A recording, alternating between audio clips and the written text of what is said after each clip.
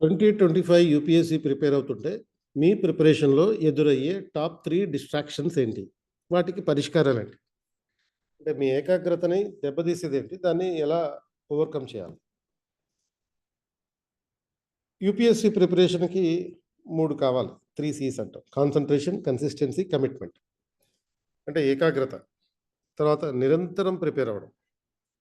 అంటే ఒకరోజు 15 గంటలు ప్రిపేర్ అయ్యి, నెక్స్ట్ డే ప్రిపేర్ గాకుండా, మూడో రోజు గంటే ప్రిపేర్ అయ్యి, నాలుగో రోజు 12 గంటలు ప్రిపేర్ అయ్యి, ఇట్లా గాకుండా ప్రతిరోజు కన్సిస్టెంట్‌గా ఒక 8 గంటలు ప్రిపేర్ అవ్వండి. దానికి కమిట్మెంట్ ఉండాలి. నిబద్ధతగా ప్రిపేర్ కావాలి. కమిట్మెంట్ అంటే ఒకసారి నీ లక్ష్యం పెట్టుకున్నప్పుడు ఆ లక్ష్యానికి కట్టుబడి ఉండడం. దాని నుంచి డీవియేషన్ కాకూడదు. ఈ concentration, consistency, commitment are the 3 Cs required for the UPSC preparation. So, ఈ నేపథ్యంలోనే యూపీఎస్సీ 2025 ప్రిపేర్ అయ్యే వాళ్ళ కోసం ఆప్షనల్ ఎలా సెలెక్ట్ చేసుకోవాలి అనే అంశం మీద ఒక క్యాంప్ నిర్వహిస్తున్నాం. Public administration, political science, sociology, anthropology and Telugu literature experts వచ్చి ఈ క్యాంప్‌లో మీకు సలహాలిస్తారు. ఎలా సెలెక్ట్ చేసుకోవాలి అనే అంశం. కాబట్టి ఇంట్రెస్ట్ ఉన్నటువంటి అభ్యర్థులు ఇక్కడ డిస్క్రిప్షన్‌లో ఉన్న లింక్‌ని క్లిక్ చేసి రిజిస్టర్ చేసుకోవచ్చు. సో, మనకి ఈ ప్రిపరేషన్‌లో డిస్ట్రాక్షన్స్ ఏంటి? మన కమిట్మెంట్‌ని, కాన్సంట్రేషన్‌ని దెబ్బతీసేదేంటి? అంటే సెల్ ఫోన్. ఇక్కడ 3 సీస్ మళ్ళీ. సెల్ ఫోన్ ఒకటి. సెల్ ఫోన్‌లో ఉండే మనం ఉపయోగించే సోషల్ మీడియా, రీల్స్ చూస్తుంటాం. లేకపోతే యూట్యూబ్‌కొచ్చి షార్ట్స్ చూస్తుంటాం. ఇటువంటి ప్రక్రియలో ఫోను మనను ఉపయోగించుకుంటుంది. మన టైంని తినేస్తుంది. కానీ మనం ఫోన్‌ని ఉపయోగించుకోవాలి. అంటే ఫోన్ మన ప్రయోజనాలకు ఉపయోగపడాలి. ఆ! సోషల్ మీడియా ప్రాస్ చూసేటప్పుడు ఇన్‌స్టాగ్రామ్స్ చూసేటప్పుడు కొన్ని ఇలాంటి ఎడ్యుకేషనల్ కంటెంట్ ఉంటుంది. ఆ ఎడ్యుకేషనల్ కంటెంట్ చూస్తే మీరు ఫోన్‌ని ఉపయోగించుకున్నట్టు. అలా కాకుండా ఎంటర్‌టైన్‌మెంట్ కోసం 3, 4 గంటల పాటు మీరు ఫోన్ ఉపయోగించారంటే, ఆ ఫోన్ నిన్ను ఉపయోగించుకుంటున్నట్టు. అలా ఉపయోగించుకునేటట్టుగా చేయకండి. అలాగే కొంతమందికి సినిమాలు ఎక్కువగా అలవాటుంటుంది.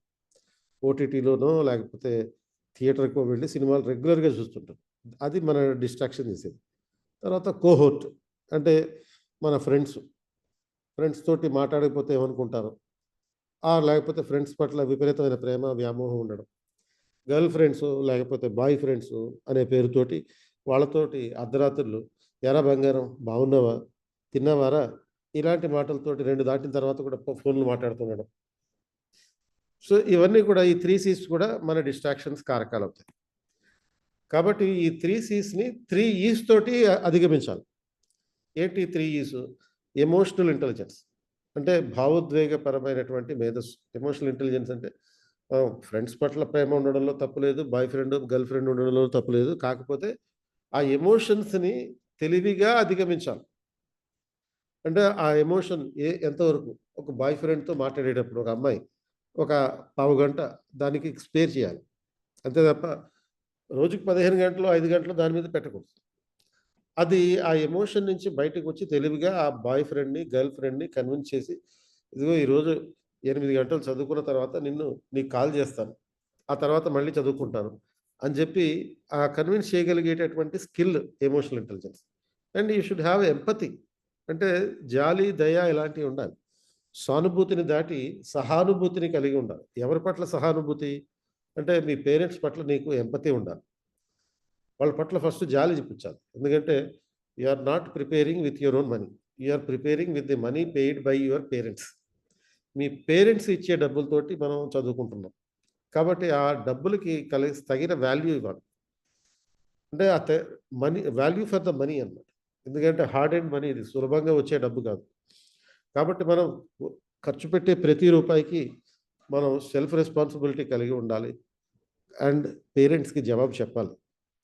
కాబట్టి వాళ్ళు ఎన్ని బాధలు అనుభవిస్తున్నారనేది నువ్వు ఎంపథీ కలిగి ఉండి వాళ్ళ బాధల్లో నీ బాధగా పరిగణించుకొని నీ ప్రిపరేషన్ చేయాలి.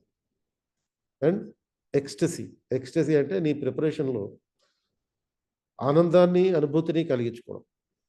అంటే ఒక పుస్తకం సబ్జెక్ట్ చదివేటప్పుడు అది బాధతోనో లేకపోతే బలవంతంగానో చదవడం కాకుండా, ఆ సబ్జెక్ట్ చదివేటప్పుడు ఎంజాయ్ చేస్తూ ఆ సబ్జెక్ట్‌ని ఆనందిస్తూ చదవడం జరగాలి.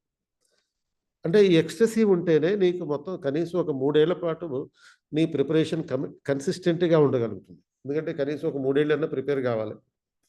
3 ఏళ్ళు ప్రిపేర్ అయ్యేటప్పుడు మూడో సంవత్సరంలో ఫస్ట్ అటెంప్ట్ ఇవ్వాలి. అప్పుడు మొదటి ప్రయత్నంలోనే సాధించగలుగుతాం. ఆ 3 ఏళ్ల పాటు నీ మోటివేషన్, సెల్ఫ్ మోటివేషన్ ఉండాలి అంటే కావాల్సింది self happiness in the process of preparation.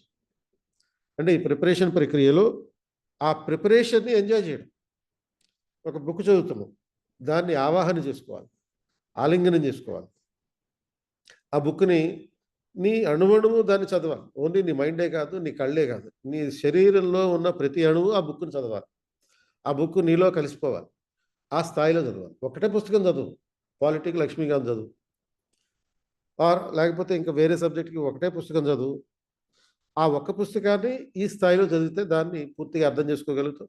గుర్తుపెట్టుకోగలుగుతాం. So, ఈ రకంగా మీ ప్రిపరేషన్ ఉంటే definitely you will be the cracker and ranker of 2025-26 civil service notification.